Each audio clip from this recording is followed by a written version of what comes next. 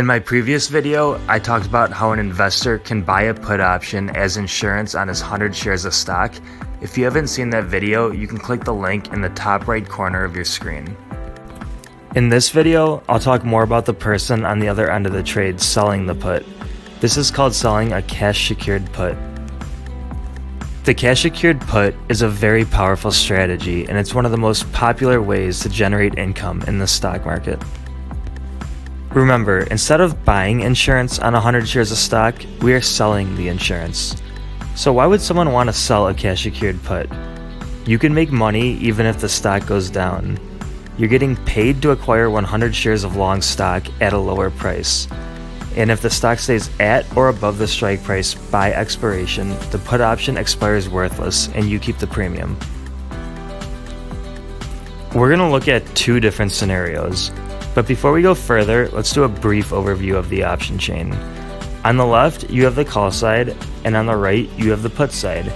We're going to focus on the put side. In the middle, we have strike prices to choose from. I know it seems counterintuitive how the strikes are in ascending order. I would think the strikes would start with the highest number on top. This is just something you get used to with time. Remember, this is just a basic overview of an option chain. I'm not going to go into too much detail in this video. I'll save that for another video. The main thing I want you to take away from this are the prices to the right. These are the option premiums. The premiums are presented on a per share basis. So the $4 premium really costs $400. Remember, each option contract represents 100 shares of stock. So the easiest way to think of this is to move the decimal 2 places to the right. Scenario number 1. Stock XYZ is currently trading at $155 per share.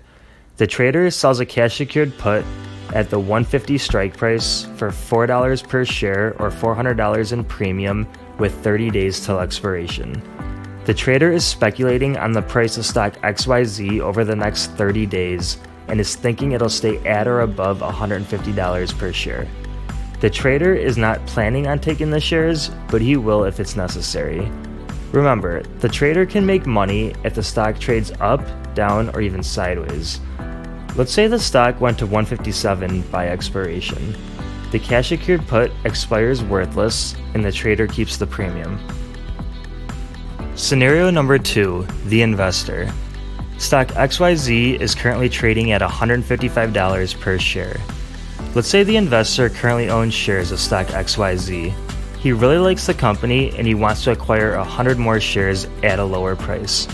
There's more than one way to buy shares at a lower price, but we're going to stick with the cash secured put. Just like the trader, the investor would pick a strike price lower than the current market price. In other words, if stock XYZ is at 155, the investor could sell a 150 strike put for $400 and we'll use 30 days till expiration. We already went over how the put can expire worthless. What if the stock goes to 145 per share by the end of the contract? The investor would keep the premium and buy the 100 shares at 150 per share, making his net cost basis on the shares $146 per share. I'm going to break down the math to make it as simple as possible. So let's get into it. The investor sold a 150 strike put for $4 in premium, expiring in 30 days. The stock ended up selling off to $145 per share. So I'm going to break down the math on a per share basis. Since it went below the strike price, we're going to get assigned at $150 per share. The investor would keep the $4 per share in premium, making his net cost basis $146.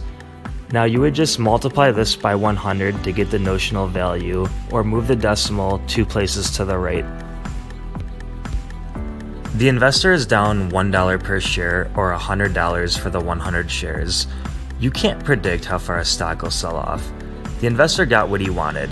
He got paid to acquire 100 shares of a company he likes at a lower price. If you're newer to options, I hope this video helped. If you enjoyed it, please click the like button and subscribe.